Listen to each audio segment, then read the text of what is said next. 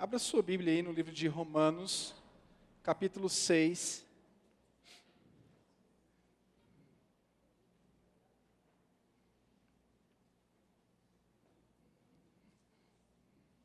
Versículo 13.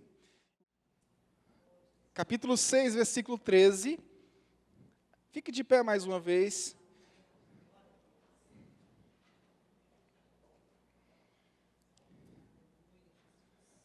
O Evangelho, a ficha do Evangelho, quando essa ficha cai, é gostoso, né? O Evangelho, digo o Evangelho de Jesus, do nosso Senhor e Salvador Jesus Cristo. Quando essa ficha cai, meu irmão, é como aquela parábola do homem que compra o campo, né?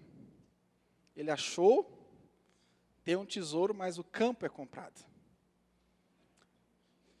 Versículo 13 diz: tampouco entregais os membros do vosso corpo ao pecado, como instrumentos de iniquidade. Antes, consagrai-vos a Deus, com quem fostes levantados da morte para a vida. Quem está vivo aí? Você está vivo porque Deus te deu vida, em Cristo Jesus. E ofereçais os vossos membros do corpo a Ele, como instrumentos de justiça.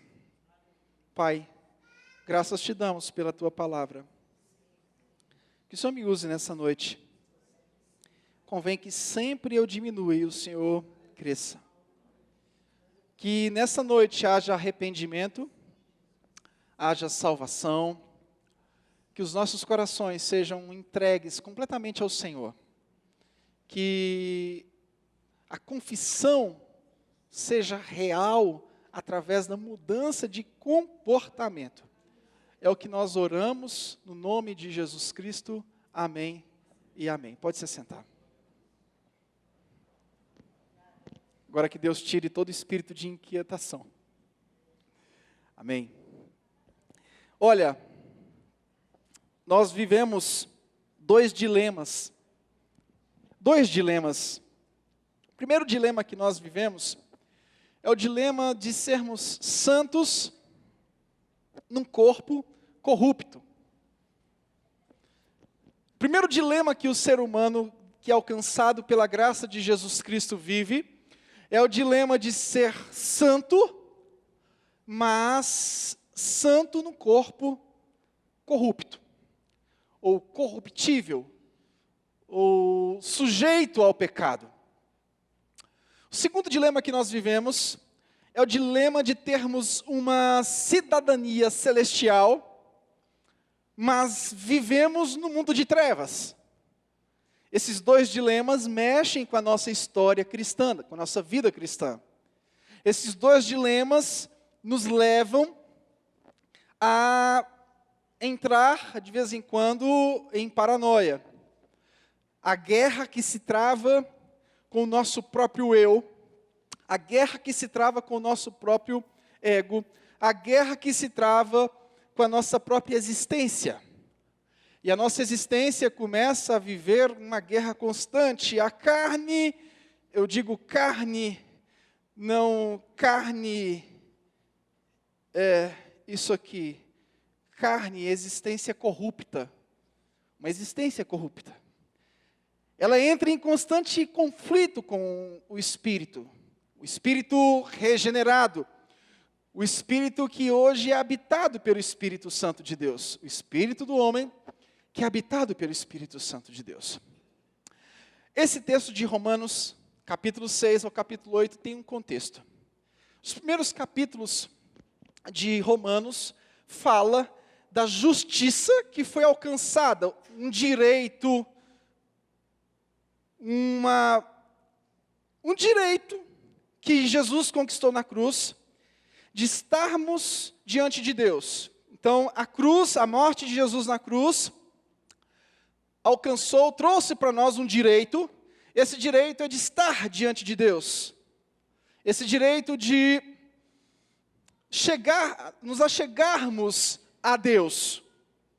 Então o livro de Romanos vai falar nos primeiros capítulos também de uma raça humana decaída, uma raça humana que precisa de Cristo.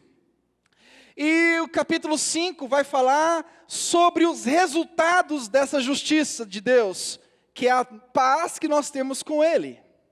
Se hoje você tem paz com Deus, essa paz aconteceu pela justiça de Deus em Cristo Jesus.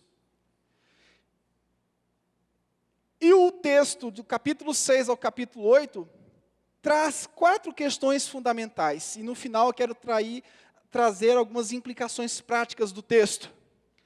Do capítulo 6 ao capítulo 8 de Romanos, fala de 4 questões. Primeira, fala do domínio do pecado. Primeira coisa que o texto diz é sobre o domínio do pecado.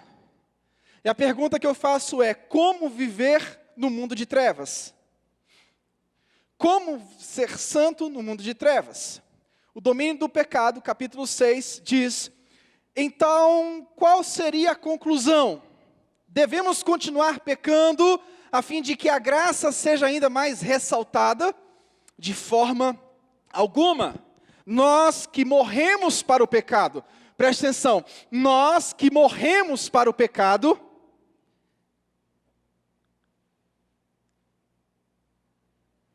como seria possível desejar viver sob o jugo do pecado? Então o homem morre para o pecado em Cristo, e o Paulo diz: como esse homem que morre para o pecado tem desejo pelo pecado? Ou ignoreis que todos nós que fomos batizados em Cristo Jesus, fomos igualmente batizados na sua morte? Portanto, fomos sepultados com Ele na morte por meio do batismo, com o propósito de que, assim como Cristo foi ressuscitado dos mortos, mediante a glória do Pai, também nós vivamos uma nova vida. Significa dizer que o pecado não tem mais domínio sobre nós. Diga glórias a Deus. Os primeiros capítulos de Romanos, capítulo 1 ao capítulo 5, fala de uma justiça que alcança o povo pela fé. Do capítulo 6 ao capítulo 8, fala que esse domínio do pecado é quebrado. E a partir do momento que o domínio do pecado é quebrado, nós temos possibilidade de vivermos em santidade. O pecado continua existindo, mas nós não somos mais dominados por ele. Capítulo 6, versículo 1 ao 23, fala da destruição do domínio do pecado.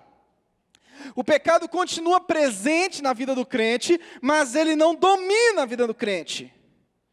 Por quê? Porque nós vivemos a dimensão da morte e ressurreição de Cristo Jesus para boas obras. Então o pecado não tem mais domínio sobre nós. Ele existe.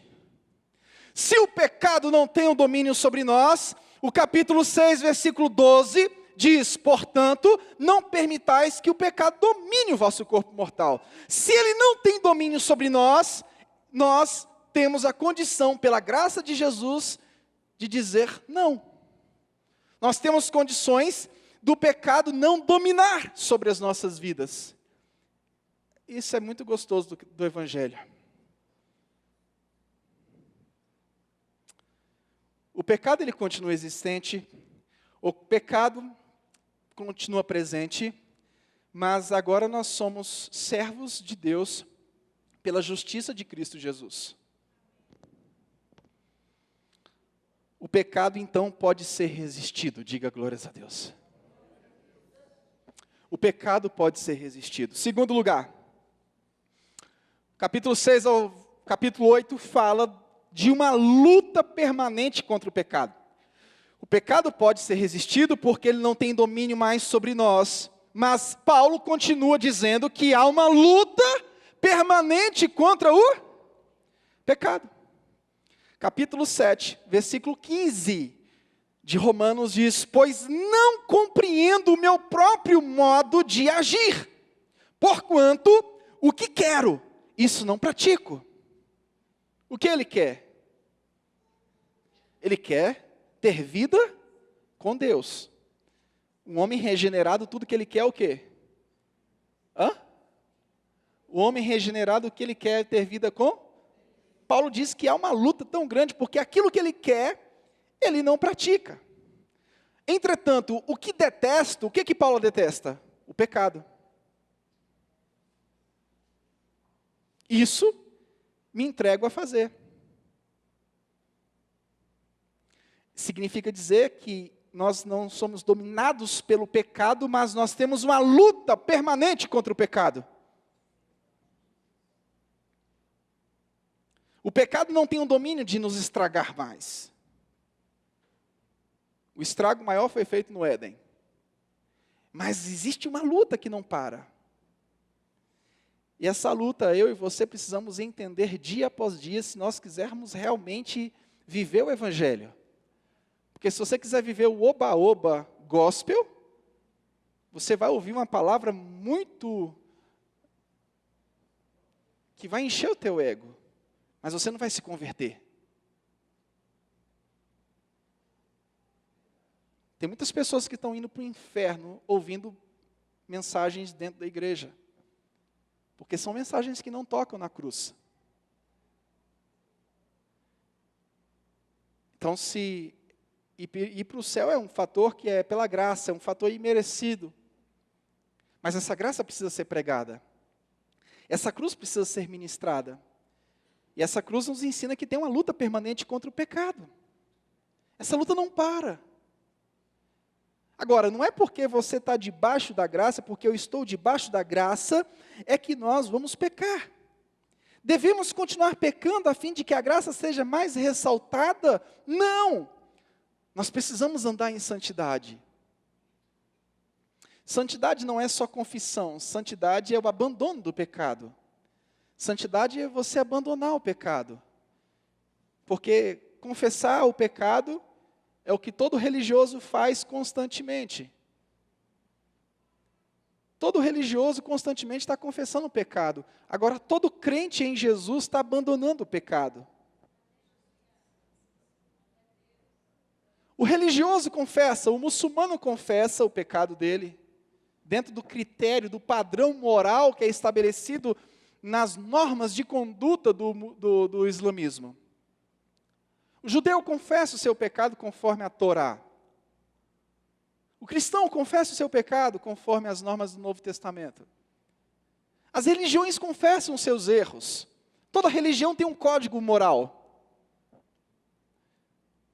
Mas a religião que nos liga a Deus, Jesus Cristo, essa verdadeira religião, nos leva a abandonar o pecado. Essa verdadeira religião nos leva a não somente confessar o nosso pecado, mas abandoná-lo. Abandonar o pecado faz toda a diferença. Em terceiro lugar, a narrativa do capítulo 6 ao capítulo 8 fala de uma vida no Espírito. O que é vida no Espírito? Vida no Espírito é ficar falando em línguas 24 horas por dia? Não. Vida no Espírito é ficar caindo, estribuchando no chão, babando, levando a sopro santo. Vida no Espírito é ficar gritando, berrando. Vida no Espírito não é isso. Talvez isso seja algumas manifestações que eu não posso dizer que uma manifestação não é do Espírito. Talvez isso possa ser, vamos quebrar o galho, talvez possa ser alguma manifestação. Mas isso não é vida no Espírito.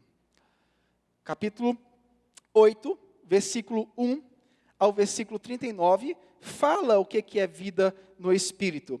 Vida no Espírito, no versículo 1, diz o seguinte: portanto, agora não há nenhuma condenação para os que estão em Cristo Jesus. Porque a lei do Espírito da vida, em Cristo Jesus, te livrou da lei do pecado e da morte. Isso é vida no Espírito. Vida no Espírito é ser guiado pelo Espírito Santo de Deus. Vida no Espírito é ser guiado pelo Espírito Santo de Deus. Os que vivem segundo a carne, versículo 5, têm a mente voltada para as vontades da natureza carnal. Entretanto, os que vivem de acordo com o Espírito, têm a mente orientada para satisfazer o que o Espírito deseja. Então a nossa mente é orientada para satisfazer aquilo que o Espírito Santo deseja. Não tem como fugir. Você foi laçado. Você foi laçado. O laço te pegou. Quem já foi em vaquejada? Oh, não tem nenhum baiano aqui não, só eu? Quem já foi? Ah, tem um baiano. Baiano carioca. Vaquejada, meu amigo, o cara dá um laço tão bem feito que o bicho fica lá assim, estribuchando no chão, não tem como sair. Nós somos laçados pelo amor de Deus. Dá até vontade de pecar, mas a vontade é coisa que vem e passa rápido. O Espírito Santo te conduz de tal forma, Ele cuida da gente de tal forma, que a sua mente, o que diz a palavra de Deus, é orientada para satisfazer o que o Espírito Santo deseja. De repente você está ajoelhado, Senhor, eu preciso de Ti. Senhor, eu te amo, porque o Espírito Santo, Ele fez isso com você. Você tem vida no Espírito. Aí no capítulo 8, versículo 12 diz: portanto, irmãos, estamos em dívida, não para com a natureza carnal, mas para andarmos submissos a ela.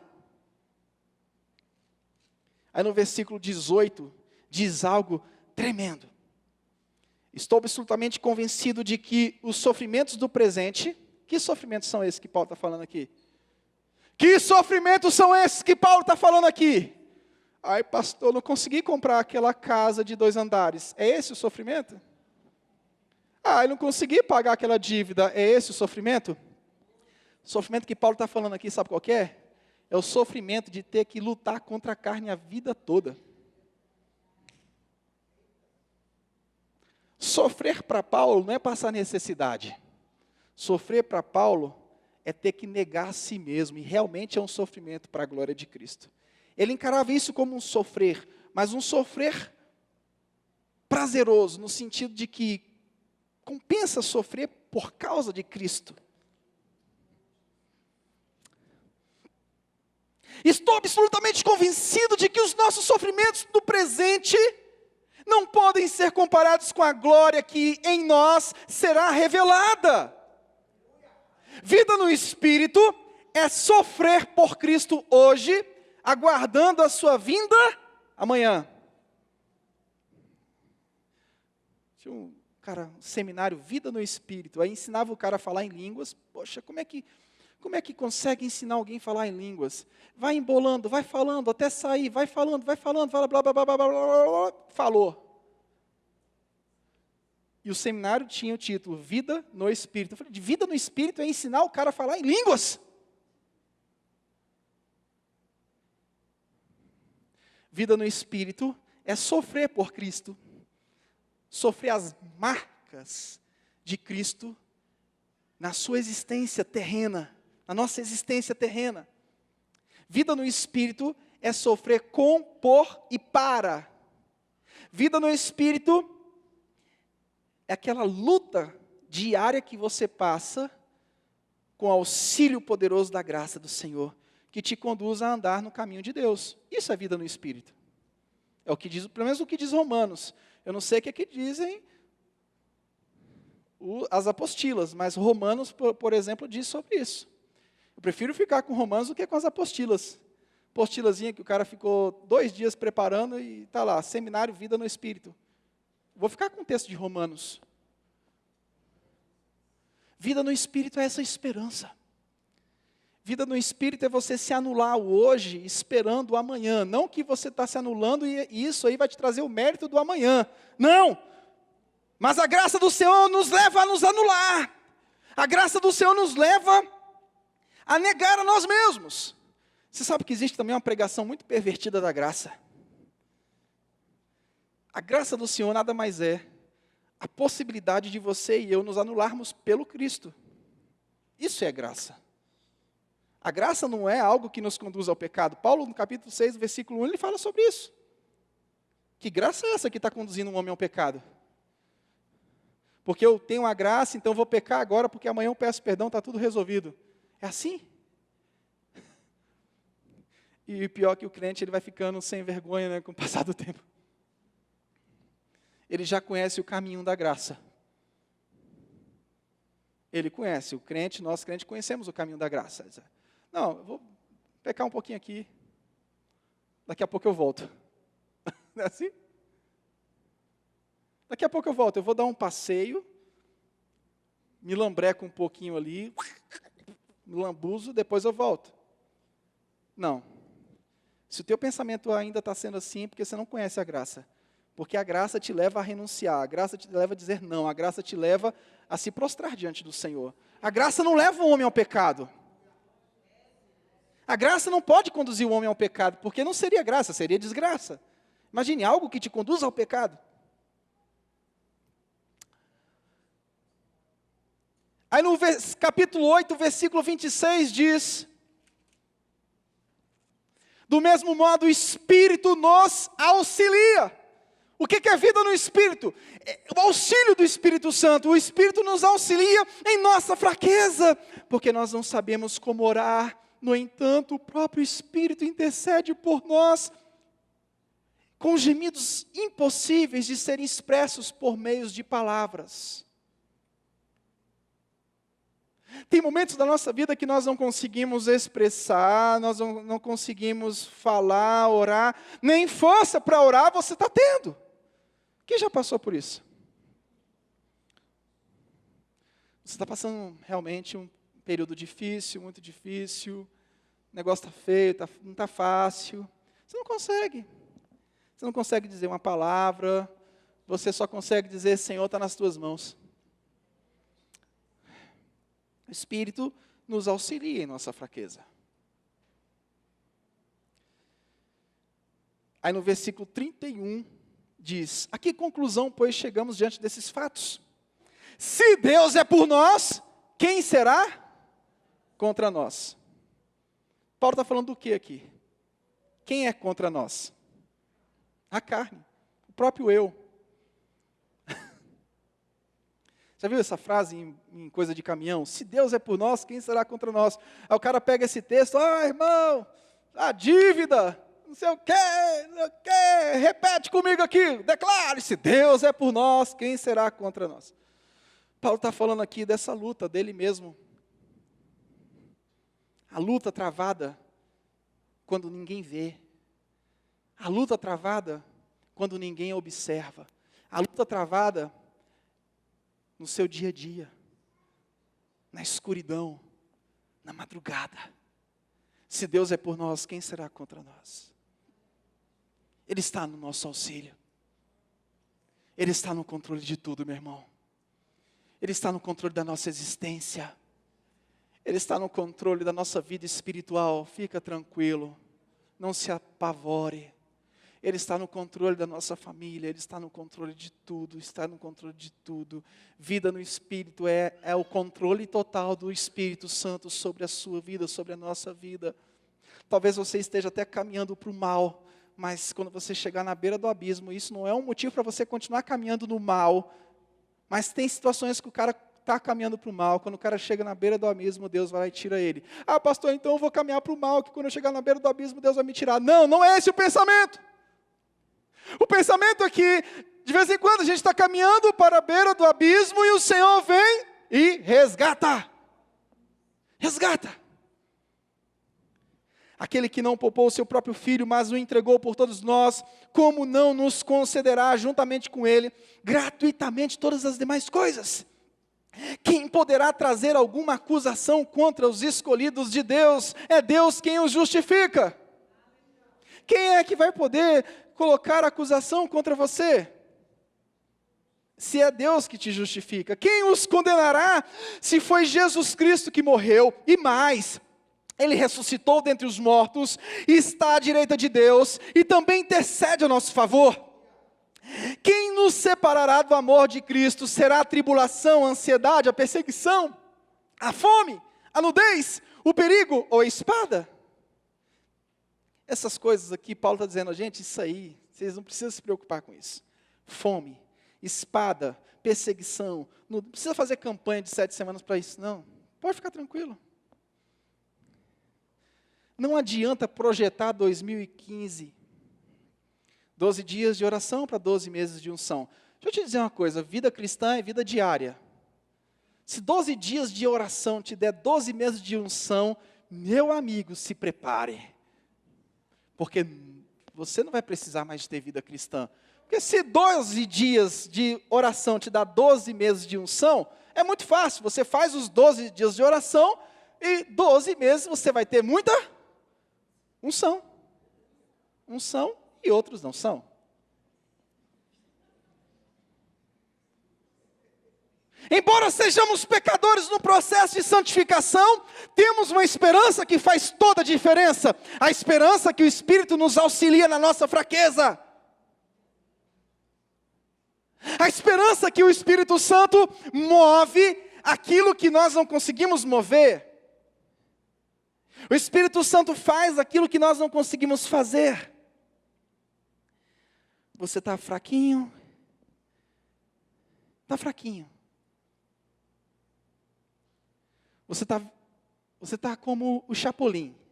Eu gostei muito da análise que o Danilo Gentili, eu não gosto muito do Danilo Gentili, porque ele fala muita besteira, mas ele soltou uma que eu achei muito interessante no Facebook,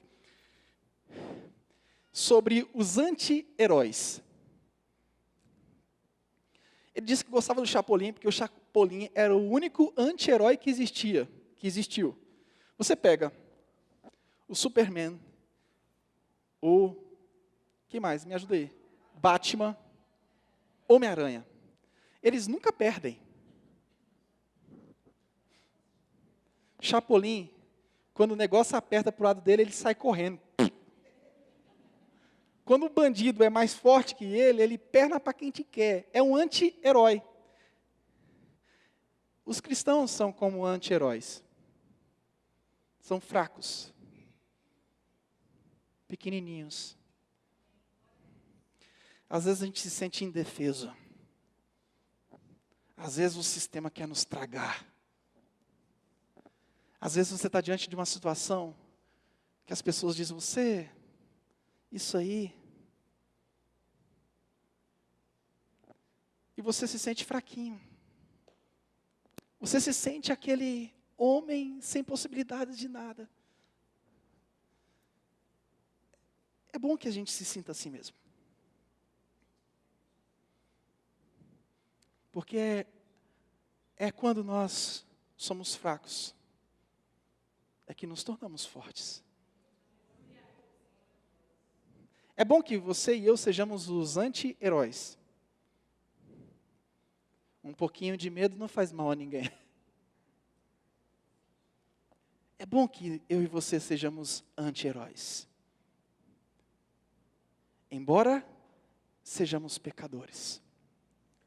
Sujeitos a muitas coisas, num processo de santificação, temos uma esperança que faz toda a diferença. Temos uma esperança que faz toda a diferença. Em quarto e último lugar, o texto de Romanos capítulo 8, versículo 8, diz o seguinte: os que vivem na carne não podem agradar a Deus. A liberdade que o ser humano tanto procura o leva à escravidão. A liberdade que o ser humano tanto procura o leva à escravidão. Deixa eu te dizer uma coisa, você está procurando tanta liberdade, essa liberdade vai te escravizar.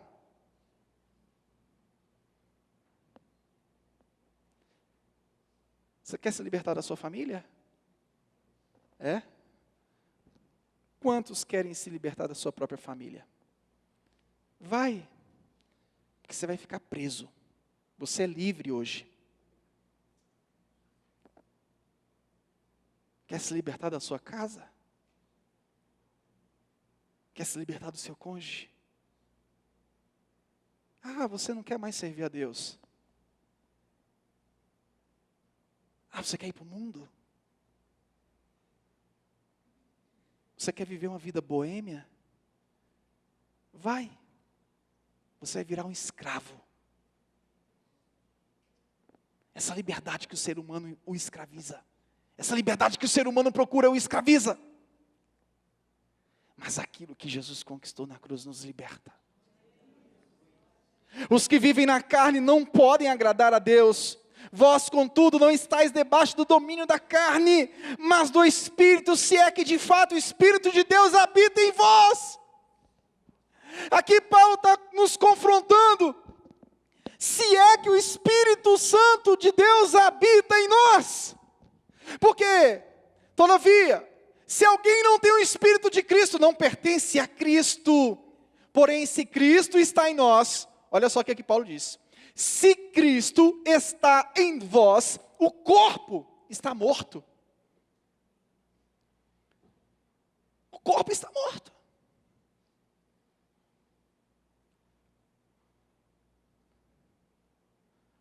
Por causa do pecado. Mas o Espírito vive por causa da justiça.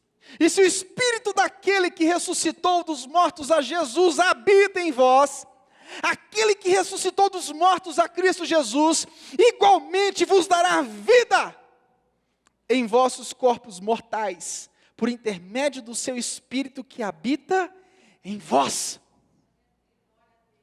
Paulo fala aqui da carne não como substância física, mas no aspecto moral e ético. Agradar a Deus não é um sentido, no sentido de que Deus se impressiona conosco a ponto de dizer, ó meu filho. Não. O texto está falando de agradar a Deus, não no sentido de que você vai impressionar a Deus. Deus não se impressiona com um homem, não. O texto está dizendo no sentido de que a gente precisa viver conforme a graça que nós recebemos em Cristo Jesus. Nós somos maus, ruins, natureza horrível.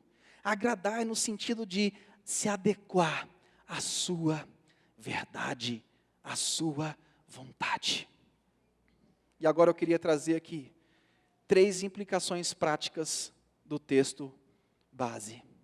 Primeira, capítulo 6, versículo 13, diz: não entregue o vosso corpo ao pecado como instrumento de iniquidade, mas consagre-se a Deus. Primeira implicação, não entregar o nosso corpo ao pecado, porque nós temos a graça. Segunda implicação desse texto, consagre-se, consagração a Deus. Você tem dificuldade de orar? Não se preocupe, que vai chegar um momento que você vai ter necessidade, porque você não vai ter outra alternativa. Deixa eu dizer uma coisa, está ganhando bem? Está com a conta gorda?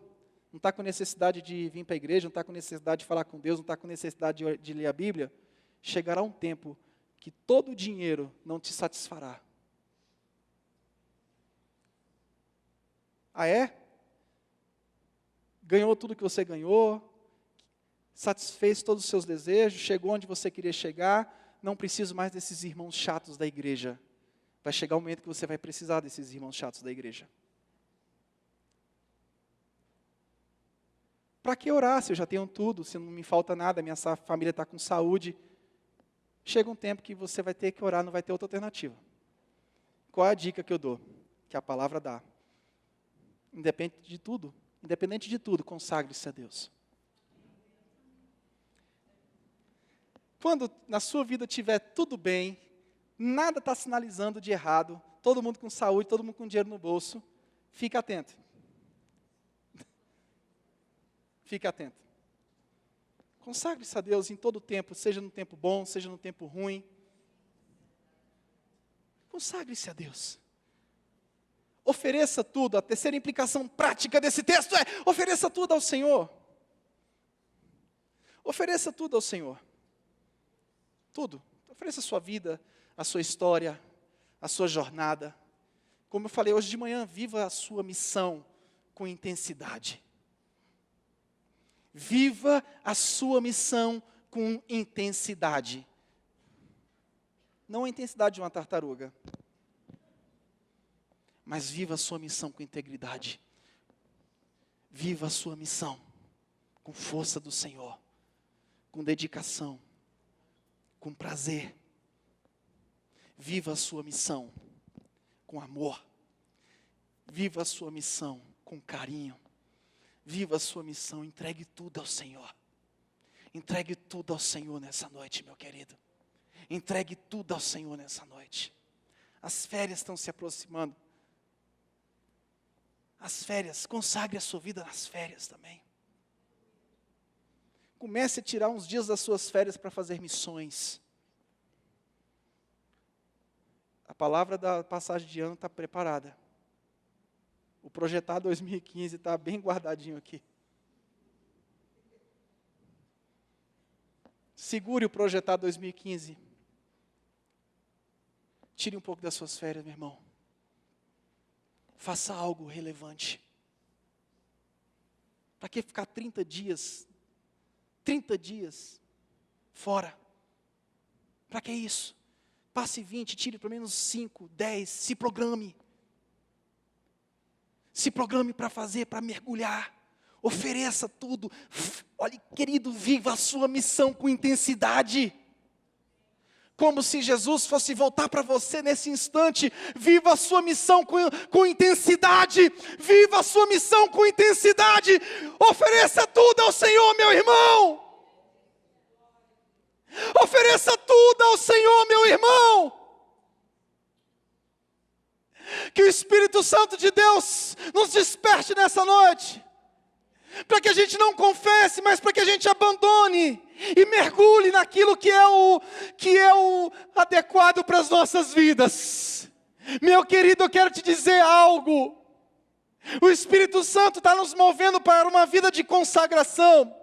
O Espírito Santo está nos despertando a orar de madrugada. O Espírito Santo está nos despertando a clamar. O Espírito Santo está nos despertando para viver uma vida santa. Você está achando que o mundo tem muita coisa para te oferecer? Ele não tem nada para te oferecer. Que o Espírito Santo te desperte nas madrugadas.